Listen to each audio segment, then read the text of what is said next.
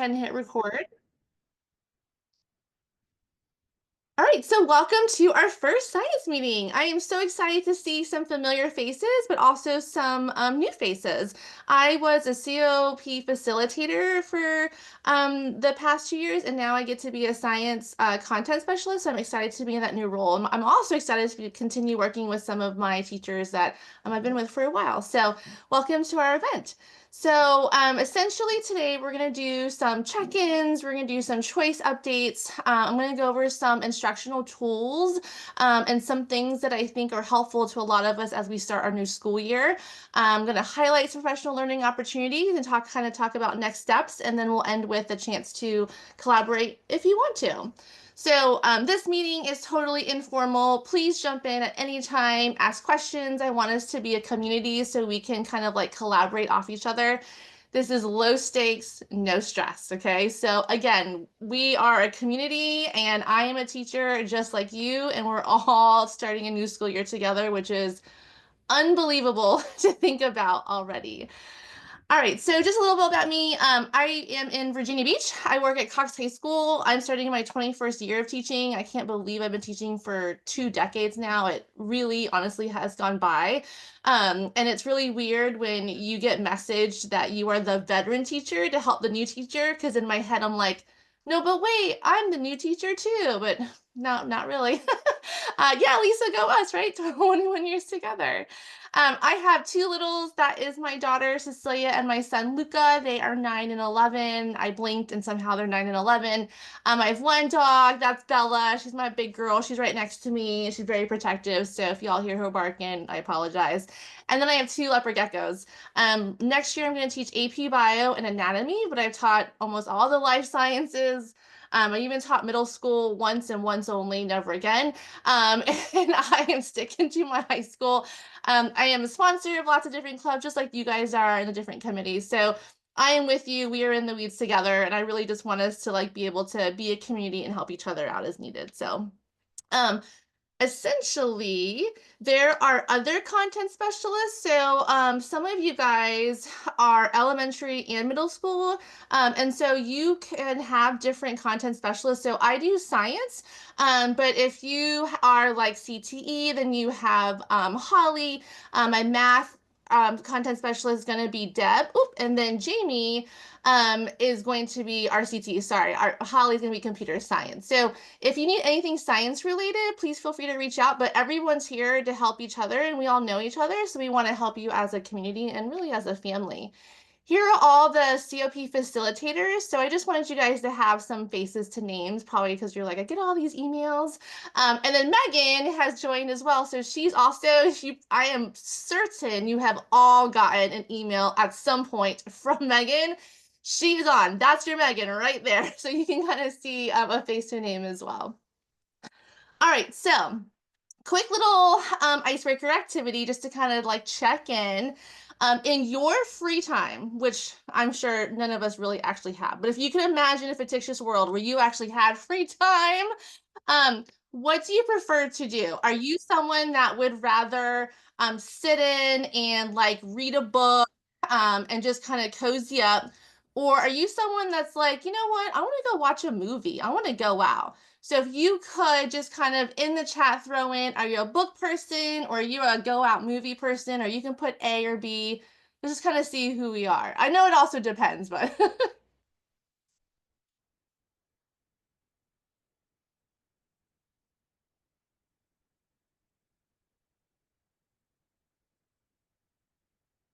yes, yes, yes, for people watching a movie at home, 10 out of 10, you're right.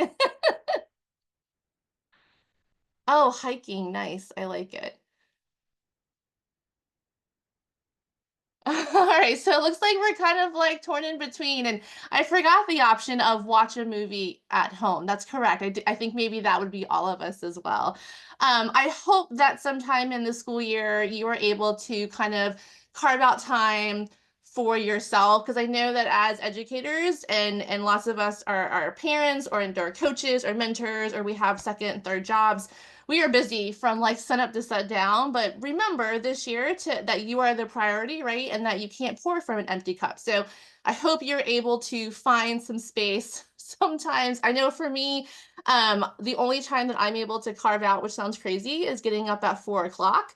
I'm a single mom of two, and so when my kids are up, my day is going. But if I can get up at 4, I can get 1 hour just for meditation, whether it's cleaning or working out, and that really does set me up for a really good day. So, all right, one more question.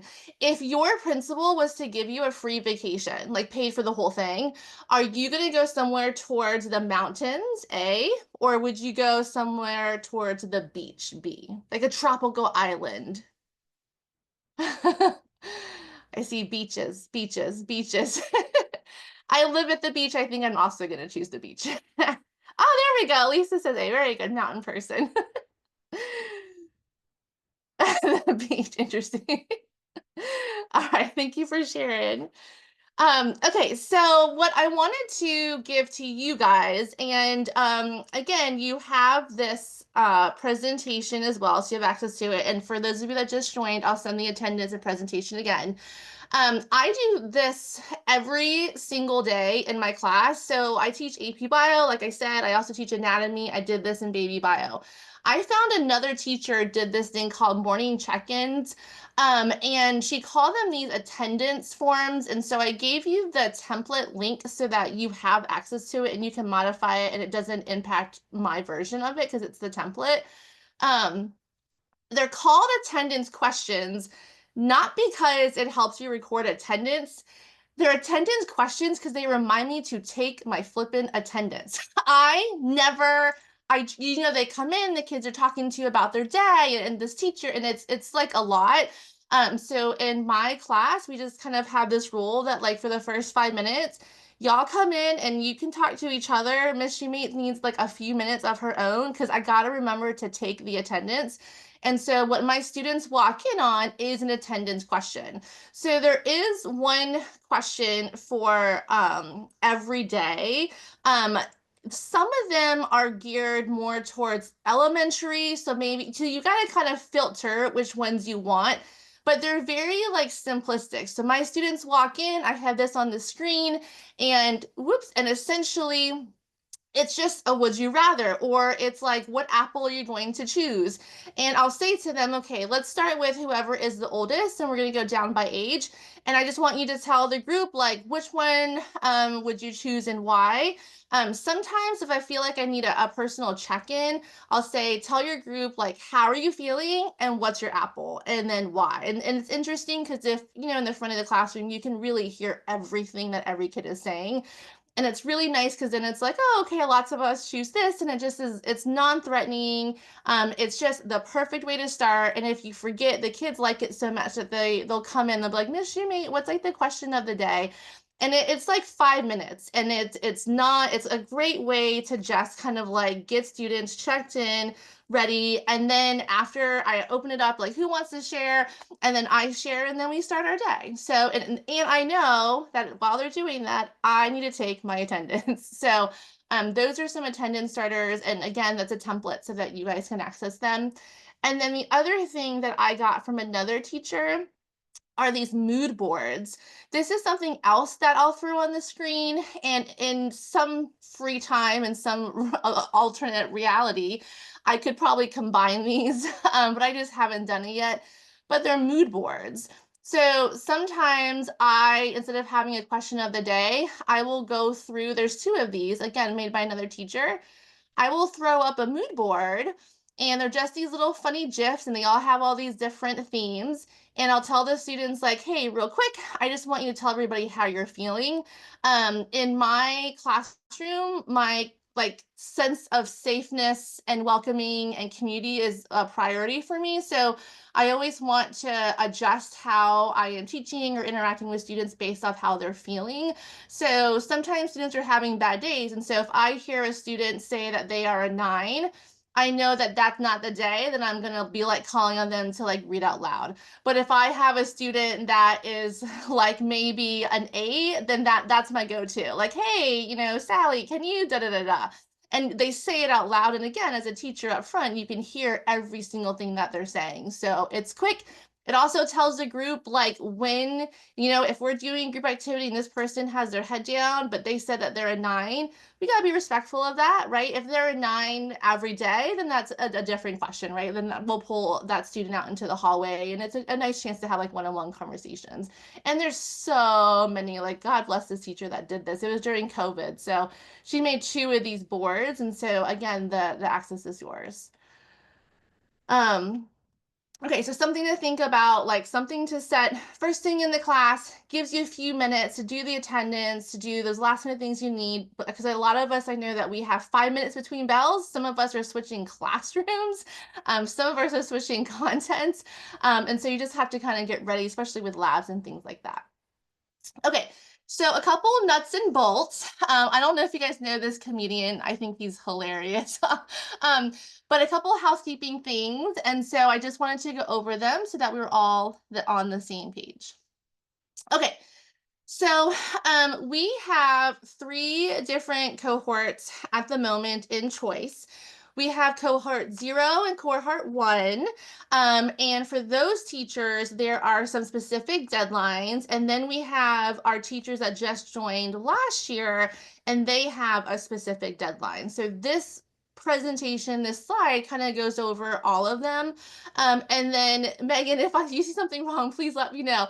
But essentially, the last day to submit for cohort 0 and cohort 1 to want to do any PL was July 7th. So at the moment, we're not going to be accepting any more requests for professional leave. Those things have kind of been completed because it does take a while on the administrative end in order to process it, get the payment through, get it approved, and do all those things. And so everything should already be submitted.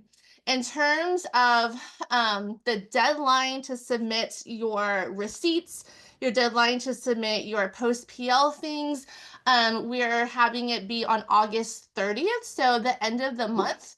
And then September 15th would be the conclusion of participation. So that would kind of be the end of the Canvas course and access to everything, which makes me kind of sad. I am going to be the facilitator for all of those teachers that are going to be ending at the end of September. So I'm going to be your go-to for anything. So if you have any questions, just reach out, just ask, and then I can help you or whoever else can help you. But I will be your go-to for the cohort 0 and cohort 1, wrapping up those, turning in the receipts and making sure all the surveys are done. And please remember that this whole grant was given as a research project. And so all those surveys and things that you fill out is basically helping us collect data to support that allowing teachers to choose their professional learning does actually improve student outcome, right? Even though we know that, just remember that this is part of the study. So that's kind of what we do with all that information. So it's not just a check in the box, it's really data collecting. And as scientists, we know how important that is. So we definitely 100% appreciate anybody and anyone that's willing to answer those surveys, like honestly and openly, because we will use that information. My cohort 2 teachers, you got an extension through VDOE because you just joined. And so your deadline to use your funds and attend professional learning is May 30th. So if you go into the dashboard and you look, anything what that you could submit, just make sure that it's completed by May 30th.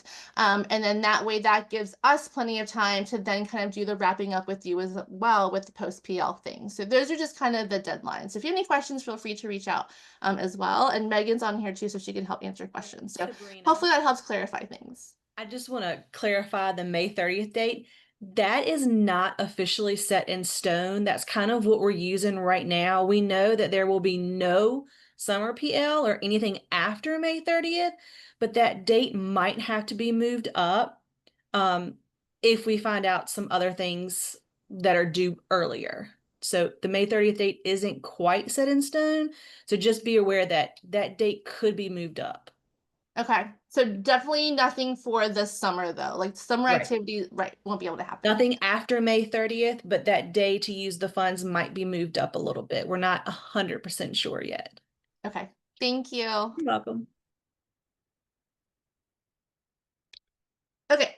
Um, The next thing I wanted to remind teachers of is kind of what you can use the funds for.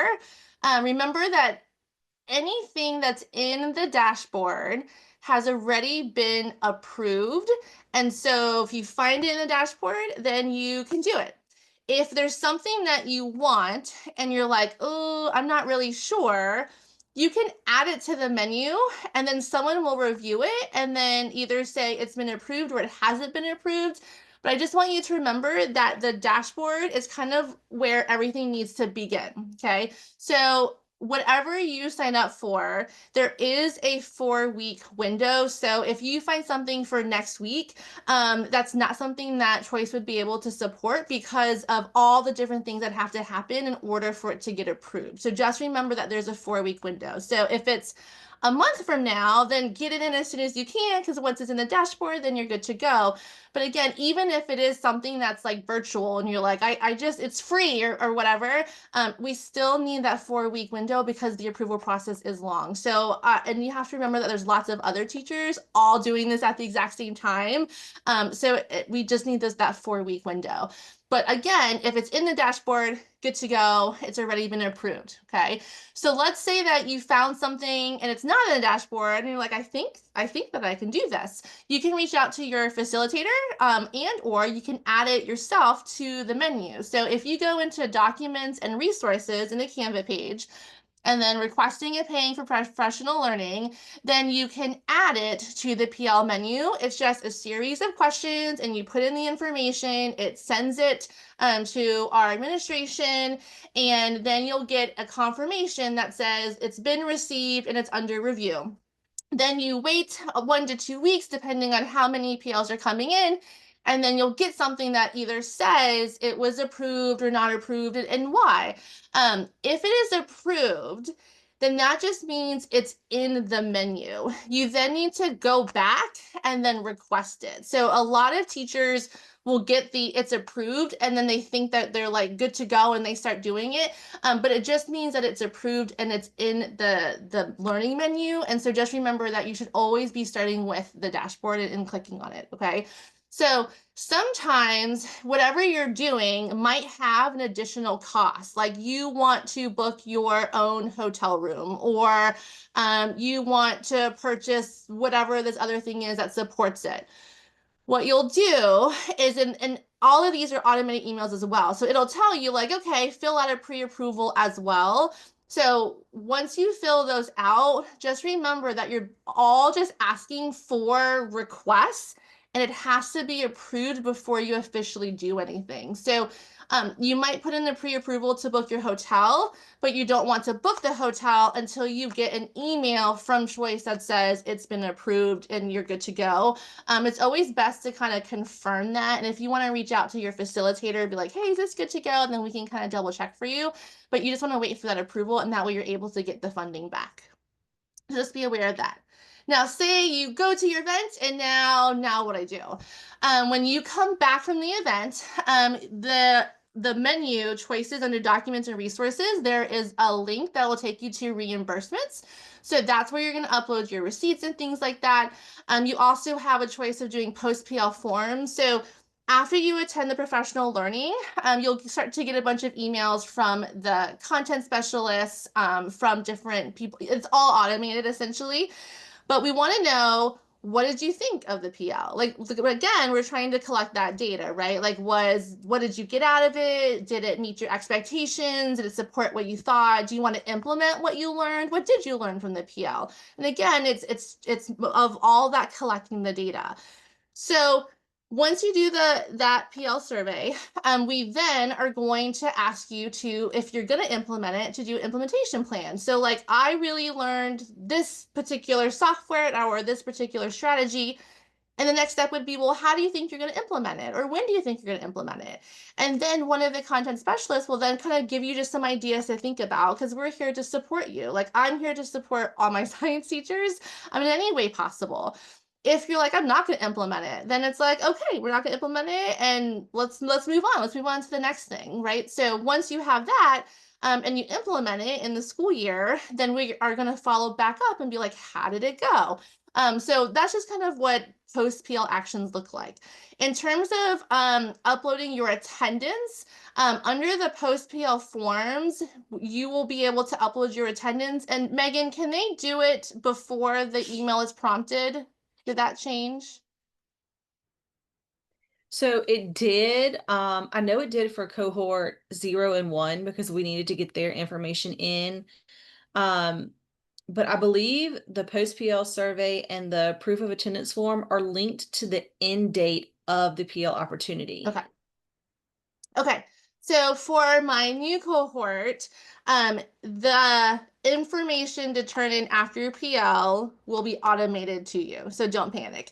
So if you just attended a session or you just completed a course and you're like, oh my God, I have to turn everything in, just take a pause, just wait.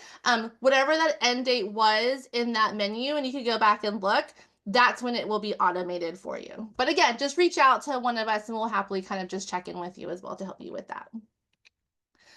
All right, so science teachers, here are some things that I want to make sure that we all have, okay, as we go into the new school year. So I'm going to minimize this so you guys can see it because I really hope that you guys have all used these materials. And if you have, please let people know in the chat as well.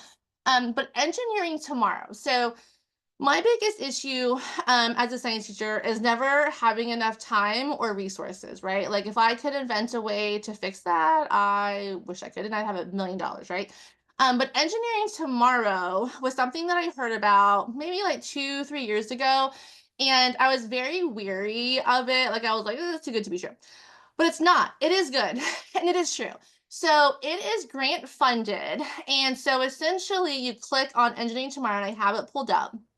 And it is a organization that wants to increase STEM availability in classrooms from all over. So essentially, what you have is they have a whole bunch of labs, and you can look through them. They have pharmaceuticals, renewable energy, robotics. It's a whole list. And you have two choices. When you click on it, you can say, hey, I want to do this lab in my classroom and I want to do it asynchronously. You give them the address, they verify it, they send you the manual, they send you the script, they send you all the supplies for free. You don't have to owe anything in advance, you don't have to record anything, nothing, okay? So you just do it, and everything is given. When I tell you everything is given, I did this I lab last year with my anatomy students. They gave me 30 rulers, 30 scissors, 30 permanent markers. They give the 30 rule, like literally any supply that you could need, they give it to you. So now I have a whole bunch of scissors and rulers and permanent markers and all sorts of things. You could also do it synchronously. So our chemistry department at my school made an in-house field trip, and I think they did, it was there was like a pharmaceutical one where they are going to have certain days where they have live sessions with professionals. And so they had a pharmacist and someone who was in a chemistry lab live stream, and they had classes from all over, and these professionals walked the students through the labs, and you also get the material. So you could be kind of assisting your students versus actually being the one to do it. And I just like this is just something that I'm telling you, you guys need to do it. I did mine asynchronously because for me, there's so many disruptions in my everyday class that it's hard for me to do a synchronous one. But like I could sign up for the genetics one and then I could do it in April or whenever it is and have all the supplies. But maybe the synchronous one's going to work better for your entire department. Okay, so definitely check this out. And again, you get all the supplies and it's free. There's not, you don't owe anything at the end of it. If you don't do the lab, like one of the labs I didn't get to, I still have all the material. I can do it next year. So definitely check out engineering tomorrow. The other thing I want to make sure that you guys have access to is the Biotech in a Box through Virginia Tech. This outreach program is amazing. These are going to be loans, so they do fill up quickly, but they are really really good. So essentially, you can kind of see in Virginia all the different regions that have used the biotechnology in a box. There we go. Perfect. Used it. Um, you sign up for it. You can see which one you want. They're going to FedEx all the material to your classroom. You basically get to have it. I think it's a week or 2 weeks, and then when you're done, whatever you haven't used, they pay for the shipping and handling, and they have somebody come pick it up. So it's no stress. The kids like it. You have all the material. And it's just something that they offer every year. The time slots do, unfortunately, book quickly. So if this is something that you want to do, definitely check that out as well. Um, okay, so then the other things, other goodies for my science teachers I want to make sure you have access to is Skype a Scientist. I was listening to a podcast the other day. I'm a podcast person, and I listened to the organization Skype a Scientist, and it's amazing. So essentially, it's free for educators. You click on it, there's a Google form, and you fill out the information, and then you say what subject you would like a scientist to Skype. And they call it Skype a Scientist just because of the name, but they said, like, obviously you can like Google Meet or you can Zoom, like whatever means necessary. It doesn't necessarily have to be Skype. But they are is an organization that will match a scientist in the field right now, based off what topics you want, and it's all the sciences. So definitely look into doing that. And if you have 3 classes, then they did say to please fill out 3 different forms. So like if you want someone for ecology, then you would do 3 Google forms for ecology, and then they'll match you up with your timing, which I think is kind of cool. The other 2 resources I wanted to make sure you guys had was Data Nuggets and then Turner's Graph of the Week. So in science, we do lots of data analysis. Our students like struggle with graphs and analyzing them. We are all in the CER boat together. And so Data Nuggets is a free resources for teachers. I really like Data Nuggets if you haven't done it. It's all case studies in different topics. It's easy, you can easily kind of filter through it. And you can also differentiate it based off your levels. So for, say you're doing something on invasive species, you can look it up in Data Nuggets, and you could say, I need level A. Level A would be maybe like, life science, or B would be like baby bio. C would be maybe like AP bio, and then another one might be like dual, right? So they also have it leveled, and every single one is an actual case study. So it's not made up, it's like actual field studies. You have a little background information. You could kind of do a little like text reading through it. And then they have to do some sort of graph, analyze graph, and then a CER. Once you sign up as a teacher, they also give you access to um, the teacher answer keys, which I really like. And so Data Nuggets is my favorite by far. Turner Graph of the Week is another one for this resource. They basically take graphs from all over. So teens and smoking, and it's just every single day. There's like such a backlog of graphs, and the graphs are kind of nice because they all are going to kind of show 2 or 3 variables, and then I ask the students to essentially analyze it and come up with a correlation. Is there a correlation? So those are really good resources for graphs. That's something I wanted you guys to see. The other thing that I wanted to talk about with you guys is some of these amazing organizations that support science educators. So VAST, NSTA, leadership associations. So I am members of the first 2, which I love. I have not joined number 3 or 4 yet, but I have heard amazing things. Sometimes when you see these different memberships and their prices, a lot of times you're kind of like, oh, like that's a little steep. I don't know if it's worth it. But remember that you have choice funding. So you can use funding to support these memberships if we can find professional learning opportunities. So let's say that you are on the NSTA site and you find a course that you find really interesting. What you can do is you can add the course to the PL menu, and then one of the options will say, like, are there other costs associated with it? And you can say membership costs, and then you can submit that for approval. And that way you can attend the course, but also get a year membership if you have the funding available. NSTA has amazing case studies. If like I signed up for their listserv and I get one every day, it is mildly like overwhelming, but they are applicable, they are amazing, they are like ready to go in the classroom. And so I highly suggest looking at these different organizations. And again, I can help you with any of that. Here are some free ones.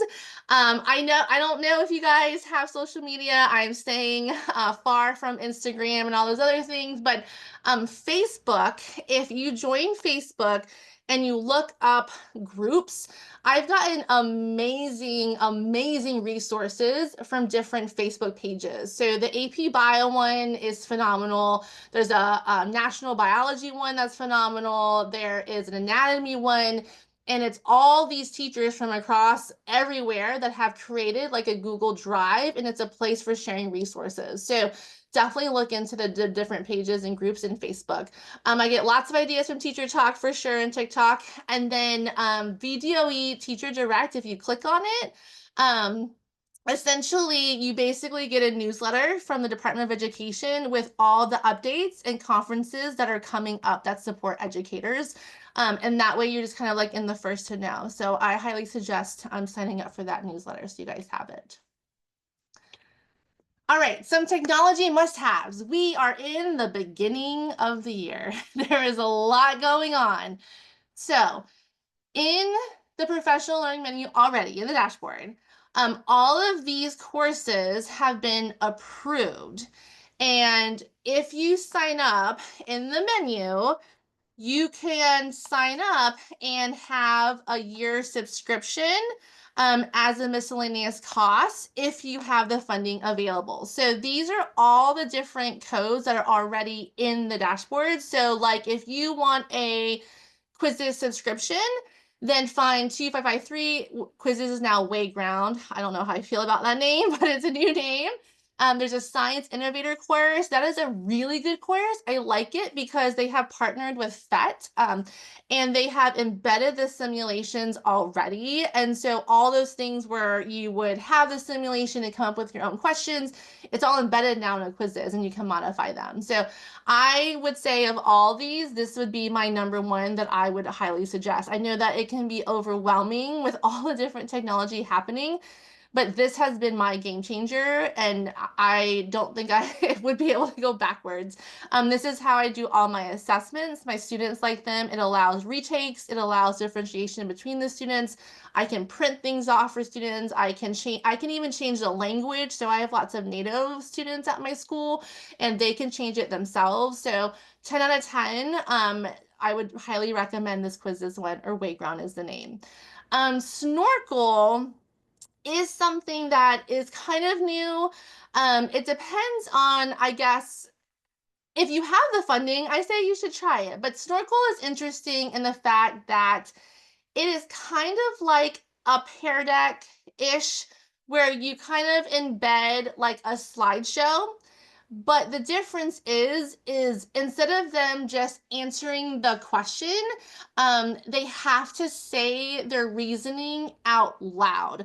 So essentially, if this was the problem, the slide, the only way that the student can answer it is they have to hit record, and it basically becomes a dry erase board. And so they would say like, okay, in order to answer this question, I need to, calculate the area of this square, which is 4 times 3. And so it records their voice. And so you can kind of check for misconceptions. You can also have them kind of like, you can think about those things like, how do they get to that point? It could also help with, preventing the cheating, right? Because if all of a sudden people are saying the exact same thing, then we know something's going on. But it's a nice way to kind of get that authentic student thinking. So that's Snorkel. So that's kind of what that is if you wanted to check that out. Um, the next technology is going to be Brisk. If you haven't used Brisk, you gotta use Brisk. I use the free version of Brisk. Um, but there is the professional learning in there so that you can have access to the full one. And for those of you that just joined, I have the attendance and presentation in the chat.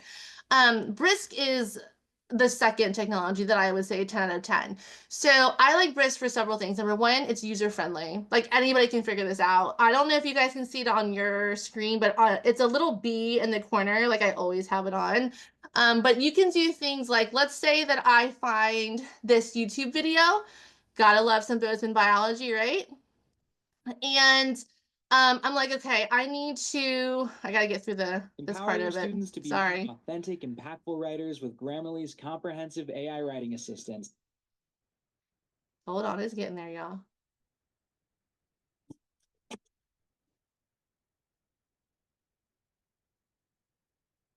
Okay, so if you have a YouTube video, what you can do is you can brisk it. So here's my YouTube video. I'm gonna go ahead and hit create. I'm gonna say go ahead. There's lots of things I can make, right? I can have so many different choices, but I'm gonna say, let's do a quiz. Yeah, let's make a quiz. Let's do ninth grade, multiple choice is great. Let's do 5 questions. I'm gonna go ahead and hit brisk. Give it a few minutes. Brisk can take any video that has a script and turn it into a quiz. So if the video does not have a script, then it will say that it can't do it. So you give it access to your Google Drive, and basically it read the entire script of this Bozeman bio video, and then it created this Google form for me with everything as multiple choice. Once it's done, it will save to your drive directly so that it's yours and you don't have to make a copy of it or anything like that. And if, say, you want to add more multiple choice, you can. If you want to add long response, short response.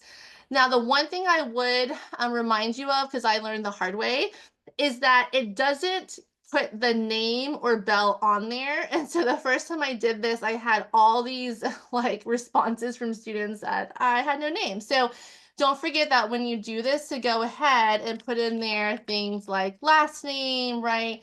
And then first name. That way, that's kind of like the field in the Excel spreadsheet. And then, of course, your block or bell, whatever you're going to call it.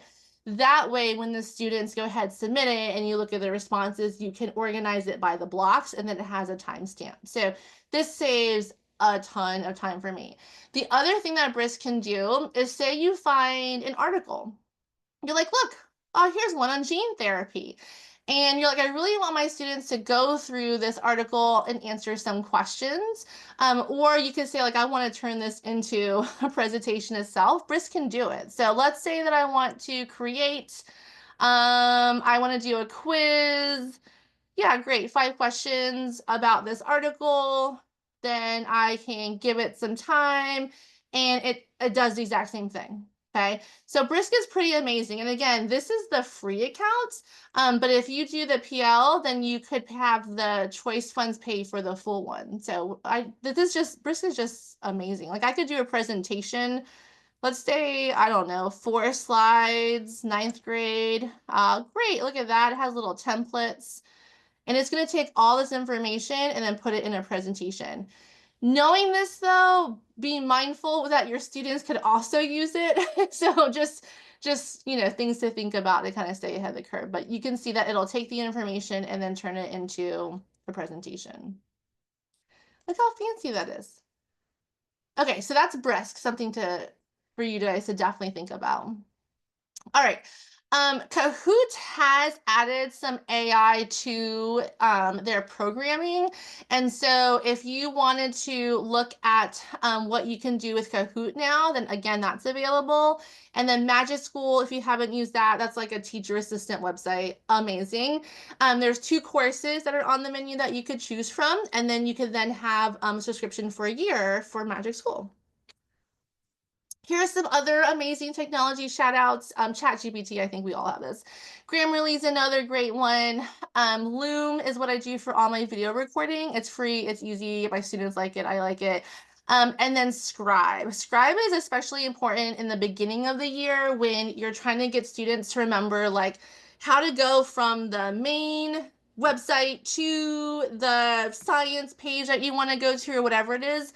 If you download Scribe, it's a Google extension, and you basically walk through how to get from point A to point B, and it will take screenshots of each of the points and then directions. And so then for your students, you just have to do it once and one time only, and you give them that document, and now there's no like, how do I get to, or I forgot what to do. That extension does it for them. So that's kind of nice.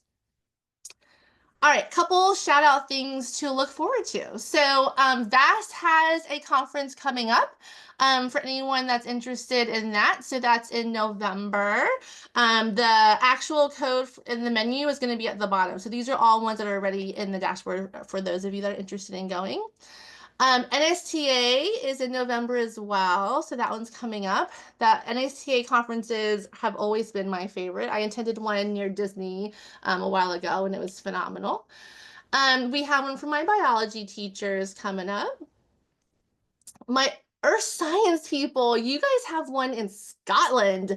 So that would be an amazing one. So in your dashboard, you're able to, in your Canvas page, you can see how much money that you have in your account. And if you see that it matches, then you can be going to Scotland this year. So that's in February. That's something that you're going to want to kind of like plan in advance, obviously. And it's for all the earth science teachers. So my science teachers, it'd be fun to go there. And then also remember that your principals support choice is kind of something that VDOE has worked out as partnerships. And so if you have any issues about not being able to take professional leave, please reach out to us, to Choice, and we'll help you kind of with that side of it. But from all the teachers I've worked with, every school and their principals have supported giving professional leave and not having to take personal leave. So that's just kind of through my experience so far. Um, we have another secondary STEM schools coming up in November. So November is kind of a big month. So if that's something you want to look at. And then I wanted to give you guys a little goodie bag. So this first link right here, I found this a long time. I found this on a flash drive, like that's how old it is. But for anyone that uses graphic organizers, these are all these, I don't know who I got this from at some point. Luckily, teachers share resources, but feel free to use any of them. It's every single like graphic organizer that you could ever think about on one slideshow. So feel free to use that for whatever you want. I have some other kind of like icebreaker things that you guys can have. I just wanted you to have some things for like the beginning of the school year. Um, and then the last few things I wanted to show you to kind of think about like organizing your school year is my biggest issue is my students turning in late work. And so I created a late work form for my students to turn everything into me. So this is a template for you so that you can have access to it. But I don't accept anything in an email or a text and don't share it with me. Instead, my students have to fill out this grade change form. So essentially, whatever they're turning in, they got to find a way to put it in their drive, and then they give me access to it. So on my end, what it looks like is, and I check this once a week, so I'm not like drowning in makeup work, or kids are like, when am I going to do this? You're going to be astonished. So last year, you can see for the last quarter, if it'll pull up for me, I accepted 706 late assignments. That is insane and awful, but that's the reality of being a teacher, right? But that's not 706 texts, emails, or shared assignments. So as they turn it in, I will get their name, the subject, and I will get the actual assignment itself and when it's turned in. And so what I do is every Monday during my planning period, I go through and I update and look at those assignments that are in here. If they email it, I just delete it. If they share it with me, I don't even acknowledge it. If they text it, I don't care. It has to be in here. It has to be a grade change form. And it also helps me with accountability. So when I'm going into a parent teacher conference and Luca's mom is like, I don't understand what's going on. Well, I can filter this and say Luca's turned in 42 late assignments. Like that's what's going on with Luca at the moment. So that's definitely something that I recommend, and that'll save a lot of time for you as a teacher. And then the other thing to think about is I do something called an agenda for my classes. And it's kind of like the syllabus that you got when you were like in college, but essentially I have the different units, and then each unit is broken up by the day and what you're doing. And I also have to use Canvas. So I know a lot of us are Canvas schools, But what I do is in my Canvas course, I just link the agenda. So it's kind of like one place that my students go and they can see exactly what we're going to do. So that way, when students are like, what did I miss? I'm like, look at the agenda and I link it. Okay. So that's just some ideas. Hopefully that's not overwhelming, but I know that we are all kind of either just starting or we have had started or we are about to start. You are not alone in this. You have a community of people that want to help you, and to just focus on one thing at a time. Okay, so spend your money, finish your post PL things, reach out if you have any questions. I want to help. I'm here because I want to help make your life easier. So instead of figuring out like the 50 things that's being thrown at you, what's the one thing that is taking most of your time and how can I help you with that? How can I get your time back? Okay.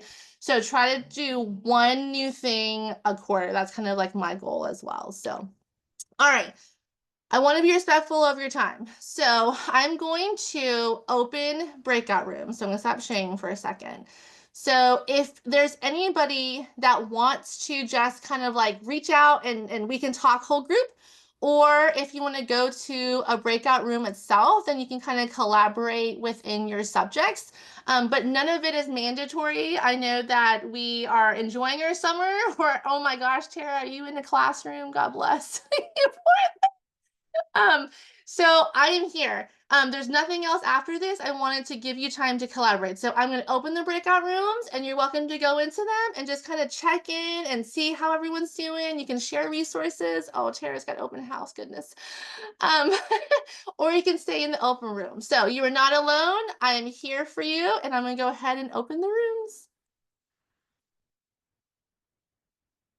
Or I'm here and you can just say hi and bye and that's okay too. Whatever you want to do. Thank you for your time. Hi. Hello. Are we all by